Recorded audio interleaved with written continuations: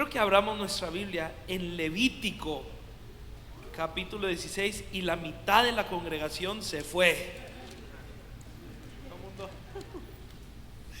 ¿Por qué traje a mis amigos hoy? Levítico capítulo 11. Pero bueno, déjenme les digo algo. Como que hoy fue el peor error para haber venido a la iglesia, ¿no? Santidad, Levítico, ¿qué sigue? Deuteronomio.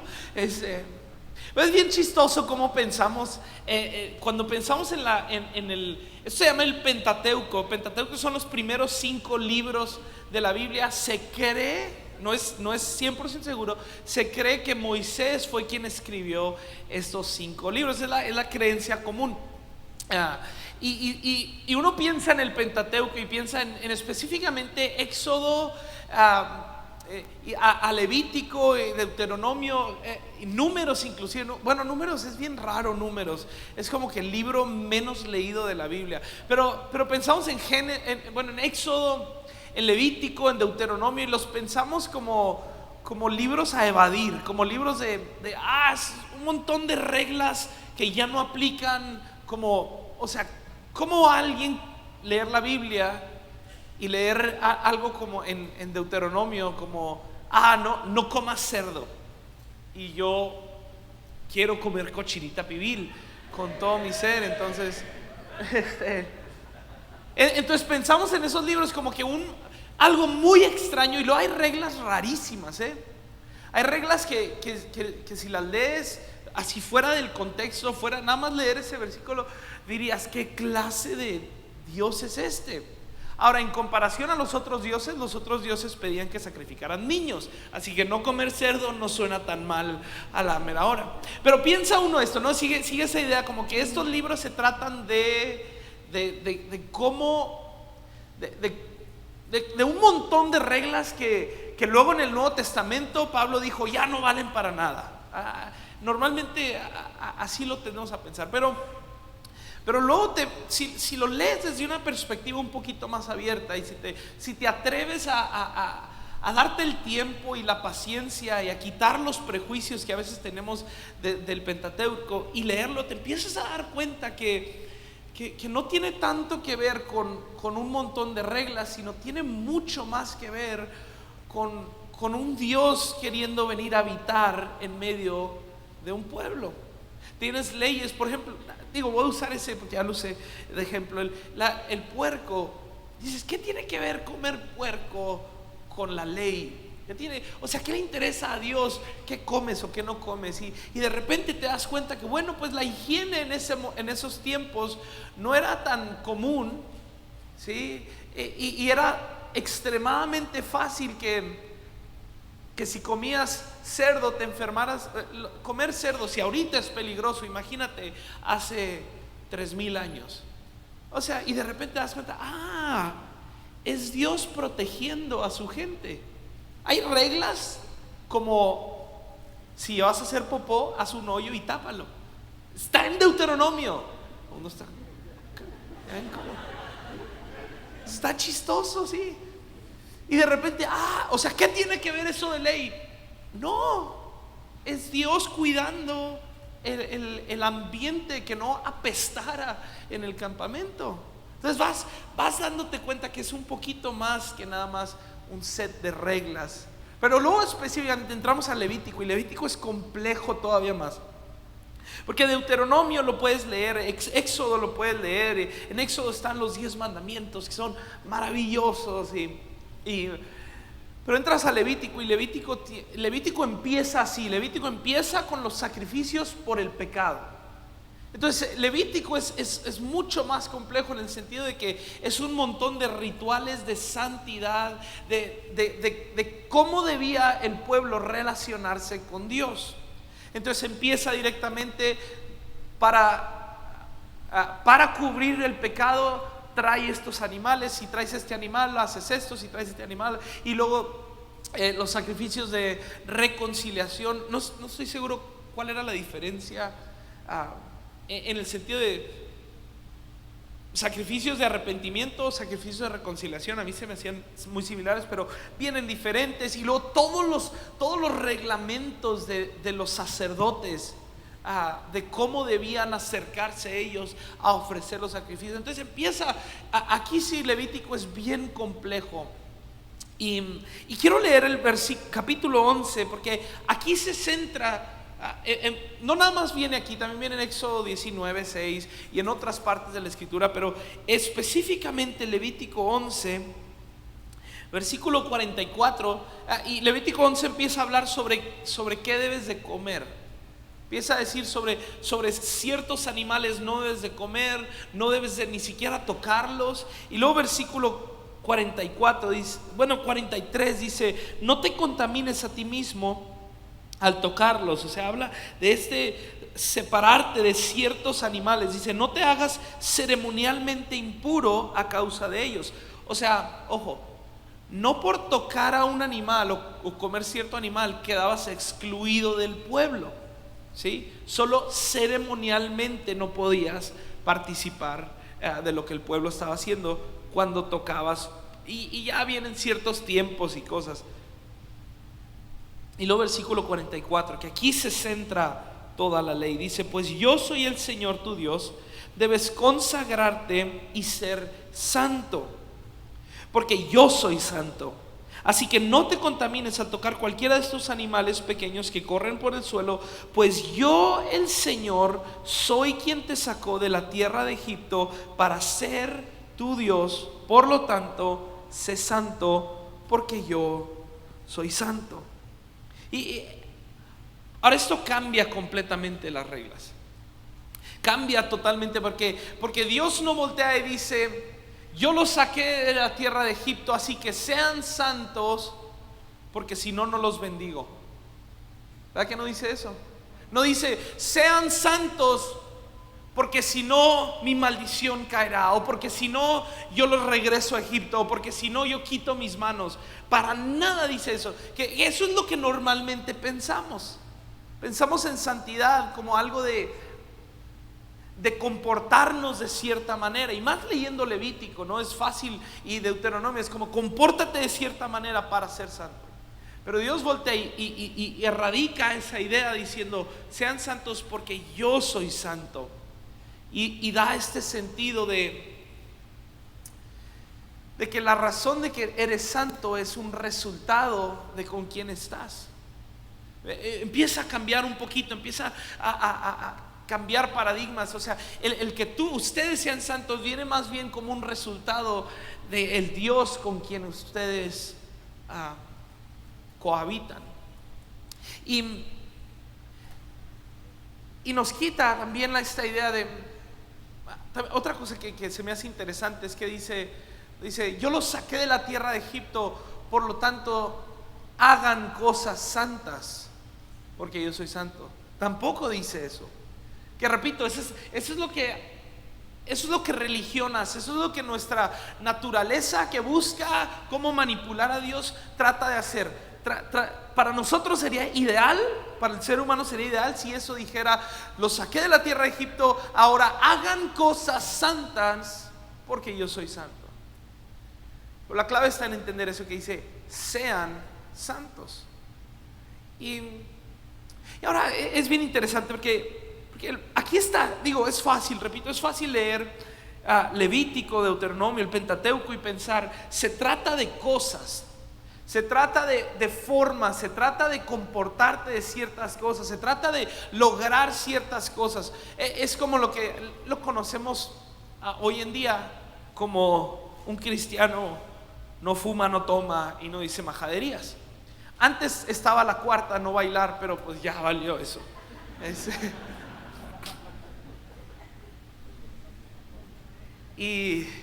Y tomar, pues solo los mexicanos, porque si eres español, pues toman vino y ya, pues se vale. Es cultural, decimos. Entonces, pero es fácil voltear y leer esto y decir: no, se trata de reglas, de formas, de cosas, de comportamientos. Pero luego llega David, o sea, mismo Antiguo Testamento, porque luego también: no, es que en el Nuevo Testamento ya no vale la ley. No. En el mismo Antiguo Testamento, David, el rey David, el máximo rey que Israel jamás tuvo, voltea y dice: No, todo Levítico realmente no es lo que Dios quiere. Entonces, ¿para qué hicimos tanto relajo, no? Pero tuvo su lugar y tiene sus explicaciones y hay mucho que pueda uno entender, pero lo mismo David dice: Dios no quiere sacrificios. No hay todo un libro que se trata de sacrificios. Y luego te empiezas a dar cuenta. Y luego Pedro regresa a este pasaje. Primera de Pedro, capítulo 1, 15 y 16. Pedro cita este pasaje otra vez. Dice: Dios los sacó Dios es quien los llamó, así que ustedes sean santos porque Dios es santo. Y cita la escritura, cita el versículo 45 diciendo: por eso las escrituras dicen: sean santos porque yo soy santo. Pero cuando Pedro lo habla, está erradicando completamente todo el contexto de lo que Levítico estaba hablando.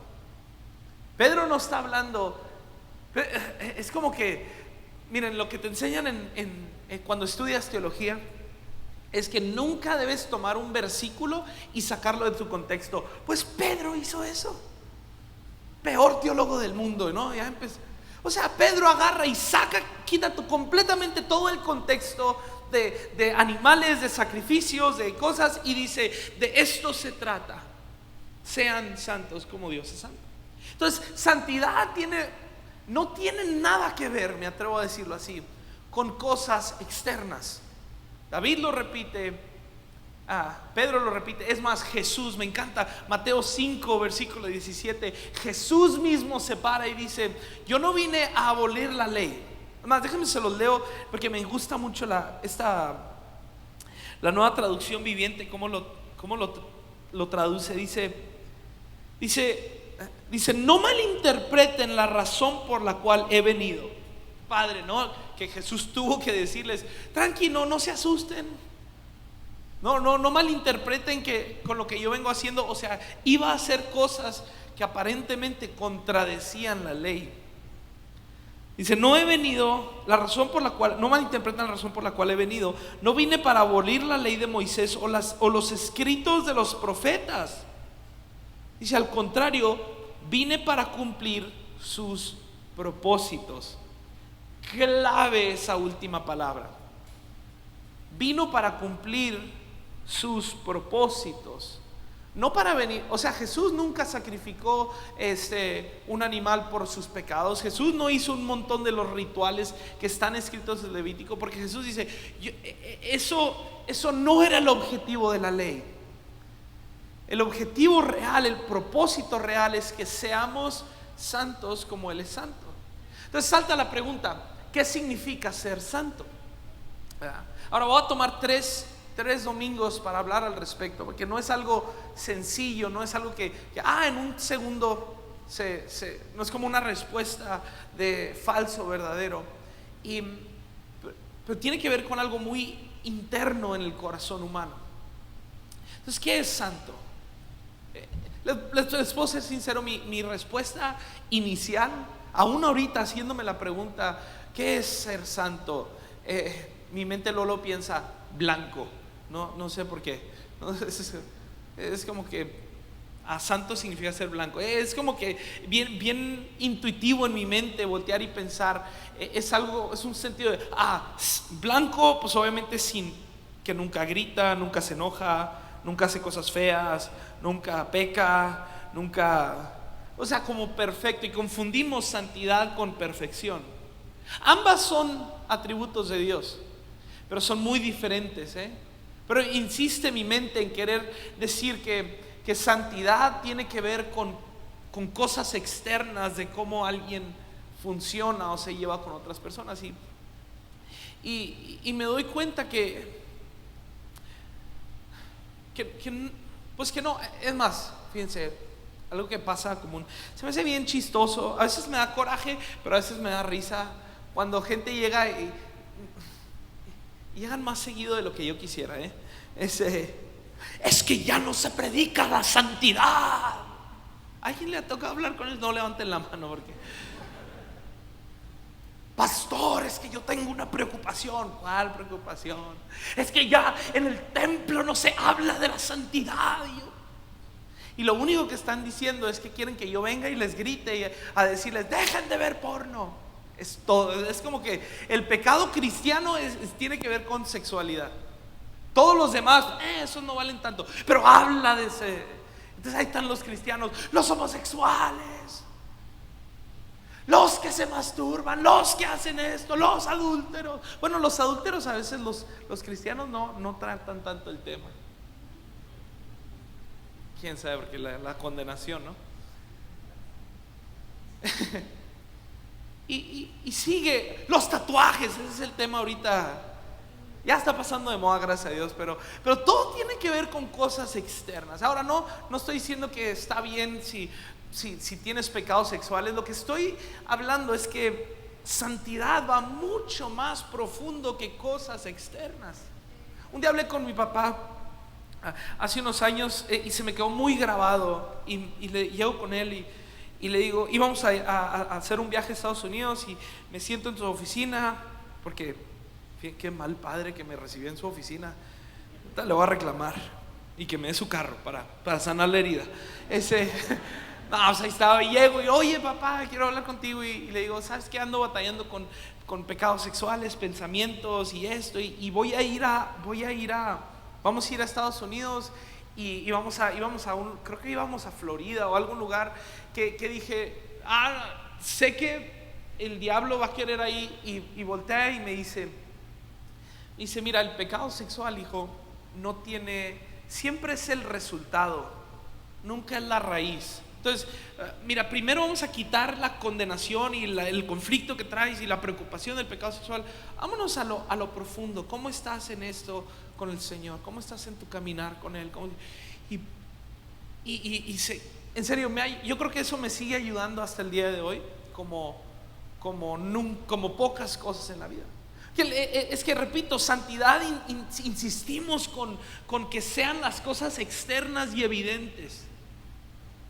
No fumes, no tomes, no forniques, no veas porno. Padre decir eso en la iglesia. Pero santidad tiene que ver con algo muy diferente. Ser santo se pudiera traducir de esta manera. Santo o santidad tiene más el sentido de apartado, de diferente, de una separación tan radical, de una diferencia tan superior que ni siquiera cabe dentro de la misma categoría. Es como comparar. Santo sería esto: santo sería comparar a mi hijo jugando básquet, que pues ahí apenas está aprendiendo a botarla con la derecha, ¿sí? Y compararlo con Michael Jordan.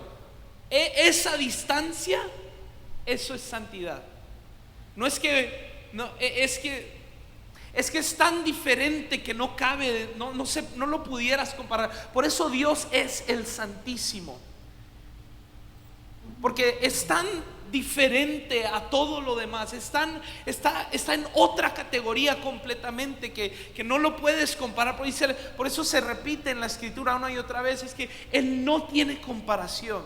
Ahorita cantábamos, un amigo me dijo que la canción que acabamos de cantar, ojo Joel, es herejía. Porque dice: es que decirle que Dios es grande es que lo estás comparando con tamaño. Digo, no es herejía porque está en la Biblia y obviamente no estamos comparando, pero me gustó el punto que hizo. O sea, al decir a Dios que Dios es santo, es que Él es el creador. Él no fue creado. Entonces, no es de que sea más, no es de que es un señor grandote con mucha fuerza. Es que es completamente diferente a todo lo existente. La razón que Jesús, fíjate, la razón que el canto en los cielos es que es que Jesús es santo, porque le cantan los ángeles por millones y millones de años. Si pudiéramos contarlo en años, le cantaremos: santo, santo es el Cordero de Dios. ¿Por qué? Porque Él hizo algo tan completamente diferente, tan inesperado, que no nos queda otra más que decir: oh, santo. O sea, imagínate esto, lo que al cantarle al Cordero estamos reconociendo que Dios, el Dios creador del universo, aquel que tiene el poder para crear galaxias y universos y realidades alternas como en las películas, se hizo hombre. Lo inmaterial se materializó. Y entonces los ángeles dicen: oh, ángeles pueden abrir el mar, ángeles pueden matar gente o matar animales o hacer cosas porque son fuertes y grandotes y tienen espadas de fuego y tienen 4 caras. Ángeles pueden hacer un montón de cosas, pero nadie, ningún otro Dios, dioses pueden crear milagros. Otros dioses crearon las mismas señales que Moisés creó. ¿Se acuerdan? Pero ningún Dios puede hacerse humano y amarnos de tal manera que dio su propia vida por nosotros. Sean santos porque yo soy santo. Él es santo. No, ahora nos deja. Yo dije, cuando estoy orando esto, estudiando esto, pensando esto, y digo: ay, Señor, me la pusiste más difícil. Yo pensé que con no fumar y no tomar, con eso tenía. Pero dice: sean santos. Pero entendí esto, que santidad tiene que ver con ser apartado. Y luego, tanto Levítico dice: Dios es quien los sacó o los liberó o los llamó de la tierra de Egipto.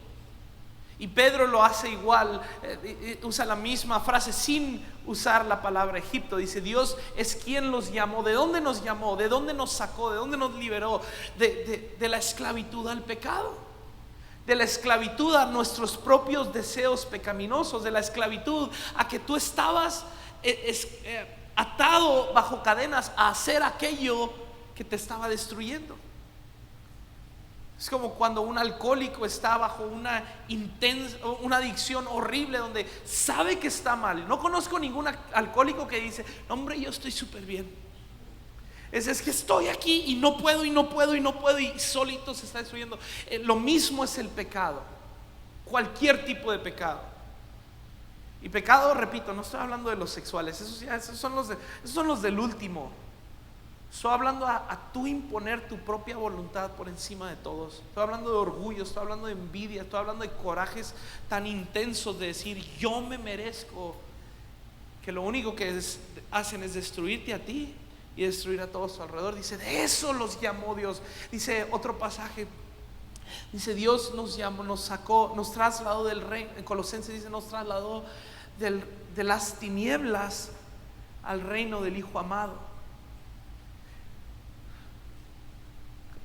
Levítico dice: Dios es quien los sacó de Egipto y los trajo al lugar donde ahora Él es nuestro Dios. ¿Verdad? Entonces empiezo a pensar un poquito y empieza a unir un poquito, a conectar los puntos y a darnos cuenta que santidad tiene más que ver con el lugar a donde pertenecemos que las cosas que hacemos. ¿Sí me explico? Que la base o la premura a nosotros ser santos es el lugar a donde pertenecemos. Es el hecho de que Dios dice: hey, sean santos porque ustedes ya pertenecen al lugar donde yo soy su Dios y yo soy santo. Por lo tanto, el resultado es que ustedes son santos. O sea, Dios está cambiando totalmente las reglas del juego. Pedro todavía lo expande diciendo: es que Dios es su Padre. Entonces, volteas y te das cuenta, no es hacer santidad, es ser santidad. Es bien complejo, pero no es tan complejo, más bien es demasiado sencillo que nos causa conflicto. Porque es Dios diciéndonos: si tú perteneces, tú eres santo. Esa es la cosa que más oposición, en donde hay más oposición. Hay más demonios trabajando ahorita que cuando estabas anoche en el antro. Te vi, por eso digo, ahí andaba yo también. Hay más demonios operando en este momento, luchando contra la idea de decir, eres santo, de Dios decirte, eres santo porque perteneces. A que cuando estás cometiendo el pecado más feo. Pues sí, porque santidad tiene que ver con darte cuenta de dónde estás, de a qué lugar perteneces, en qué mesa estás sentado. Ayer estábamos en la boda y pues te acomodan en la mesa y luego está bien feo porque cuando te acomodan en la mesa de mero atrás, ¿no? O en la mesa de las solteras, eso es horrible. En las bodas cristianas siempre hay una mesa de solteras, pobrecito. Y siempre queremos estar en la mesa donde están nuestros amigos, queremos estar en la mesa donde está la persona que admiramos, o si eres soltero, la chica que te gusta, que es donde quieres pertenecer a ciertas mesas. Y Dios voltea y dice, ustedes ya, pero yo los saqué de allá, yo los saqué de la mesa de las solteras, los saqué de la mesa del mero final y los traje a la mesa donde yo soy santo. Por tanto, tú eres santo. Nada más. Qué difícil, ¿verdad? Creer eso. Qué difícil es darte cuenta. Si tú has creído en Jesús, si tú has confiado en Él, tú ya has sido trasladado, tú ya perteneces al equipo ganador de la santidad. Yo sé que ya todavía estás pensando en cosas que hacer. Yo sé que estás pensando en que, pero es que anoche hice esto y esto. Pero es que tengo estas actitudes. Traigo esta bronca. Sigo batallando con eso. Entonces traje un video que creo que nos va a ejemplificar bastante lo que es santidad. En vez de ponerme a liberarlos y imponer manos y echarles agua bendita y que todos vomiten, porque no quiero limpiar vómito, voy a liberarles todos los demonios que están tratando hoy de impedirte a creer esto con un video. Entonces, no sé si ya lo tienes. Los pobres de producción se los pasé ahorita en la mañana. Bueno, ahorita antes de subirme, ¿verdad? Entonces, tú avísame si ya lo tienes. Y quiero que lo veas. Esto es santidad.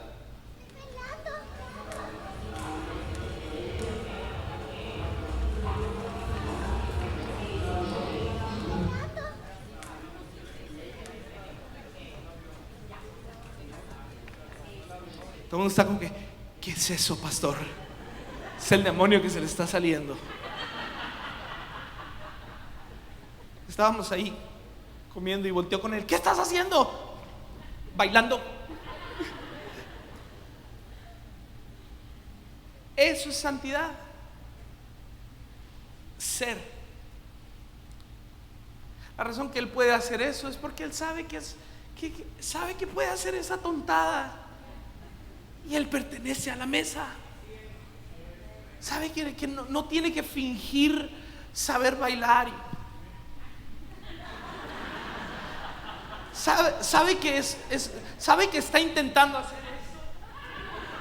esa cosa y no le sale, pero no importa porque él ya es todo lo que tiene que ser. Él ya es todo lo que su padre desea que sea. Él ya es todo lo que cualquiera de su familia desea, sueña, pelea para que él sea. Él ya lo es. Él ya pertenece. Entonces ahí insistimos nosotros en pertenecer, en lograr, en portarme de cierta manera para estar con Dios. Y Dios es como que, hey, sé santo porque yo soy santo. Y de repente llega el lunes y te das cuenta, yo ya pertenezco. Entonces ya no tienes que estar tratando de fingir ser alguien que no eres. Y ya no tienes que pelearte con él y aplastarle enseguida para ganarte el aumento, porque yo ya pertenezco. Y yo ya puedo. Esto me duele mucho, pero Siempre hay la pelea, obviamente hay una lucha interna. Por eso les digo, es donde más hay oposición. Hay esa pelea por decir dónde perteneces. Y el diablo constantemente te está diciendo: tú perteneces en la oscuridad, tú perteneces allá afuera, tú perteneces allá abajo, ahí en el lodo, ahí en lo sucio, ahí y luego cuando caes en algún pecado, te das un resbalón sencillo, un resbalón de aquellos, y el diablo te dice: aquí perteneces. Y Dios voltea y dice: no, tranqui, yo ya te trasladé del reino de las tinieblas. Me encanta Primera de Juan, lo contradictorio de Primera de Juan: hijitos, no pequéis. Pero si pecan, tranquilos, no pasa nada. A quien diga que la Biblia no se contradice, dígale algo a Juan y regáñelo. Es mucho más simple de lo que nuestra mente y nuestra carne lo quiere hacer. Y sí hay esa lucha por decir: es que quiero hacer esto y quiero hacer mi voluntad y quiero seguir mis deseos y quiero hacer, y lo te das cuenta, pero yo pertenezco en la mesa de aquel que es santo. Entonces tengo la libertad de no hacer las cosas que no convienen. Tengo la libertad de no. La semana pasada, ya van varias veces que voy no les voy a decir a cuál cine porque los incito a pecar, pero fui a un cine donde literal no te piden boletos y es de los nuevos y está en el Peri, no les digo cuál. Literal, y hasta dije, voy a comprar nada más un boleto, porque iba con 3 de mis hijos. Dije, voy a comprar nada más un boleto. Al cabo, tan remensos, ni cuentas, y ahí volteé así: pero yo sé que es una cosa bien sencilla. Y literal fue una convicción de Dios, así de que tú no eres de los de allá afuera. Tú no eres de los que están peleando por ahorrarse 5 pesitos porque dependen de su amor al dinero. Tú perteneces, puedes estar confiado, puedes perdonar, puedes liberar, puedes confiar, puedes dejar de estar juzgando por lo externo y estar en paz en lo interno. ¿Sí? Y yo quiero el día de hoy orar, y les voy a pedir a todos que nos pongamos de pie. Hay mucho más, y voy a hablar los siguientes 2 domingos sobre el tema, pero la base inicial desde donde comenzamos a vivir vidas de santidad, porque a eso nos llamó el Señor, a santidad. El inicio es a donde perteneces. Es que te des cuenta, y te voy a invitar a que cierres tus ojos conmigo.